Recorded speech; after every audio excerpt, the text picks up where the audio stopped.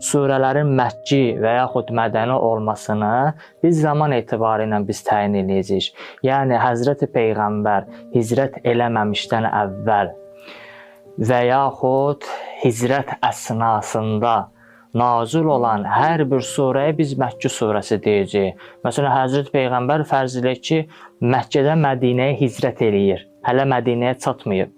Həmin əsnada ayə nazil oldusa, biz deyəcəyik bu Məkki ayəsidir, Məkki surəsidir. Bu cür adlandıracağıq. Amma belə deyək də, hicrətdən əvvəl, məsələn, Məkkədən kənarda hardasa, hansı bir yerdə olubsa, orada ayə və ya surə nazil olubsa, biz bunu Məkki surəsi adlandıracağıq. Amma hicrətdən sonra nazil olan hər bir surə və ayə biz deyəcəyik, bu mədəni surədir. Ola bilər ki, məsələn, hicrətdən sonra Həzrəti Peyğəmbər Məkkəyə gəlib, həmin vaxt surə nazil olub, ayə nazil olub, biz deyəcəyik, bu mədənidir. Bəzi təfsirçilər, daha doğrusu bir çox təfsirçilər həmin bu zaman meyarını əsas götürübdür.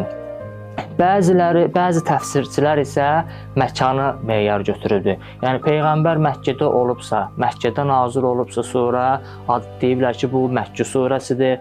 Mədinədən olubsa Peyğəmbər, Mədinədə nazil olubsa surə, deyiblər mədəni surədir. Nə Məkkədə, nə Mədinədə, başqa bir yerdə olub. Orada həmin hansı bir surə nazil olubsa, onu nə Məkki adlandırıblar, nə Mədəni adlandırıblar. Və bəzi alimlərə görə də xitabı meyar götürüblər. Hansı surədə ki, ya əyyuhən-nəs xitab vardır, onu götürüblər Məkki surəsi. Harda ki, ya əyyuhəl-ləzīnə əmənu ifadəsi gəlibdir, onu götürüblər Mədəni surə götürüblər. Amma əksər təfsirçilər birinci meyara əsasən bölüblər. Yəni zaman etibarı ilə hicrətdən əvvəl nazil olan surələri Məkki surələr, hicrətdən sonra nazil olan surələri isə mədəni surələr götürüblər.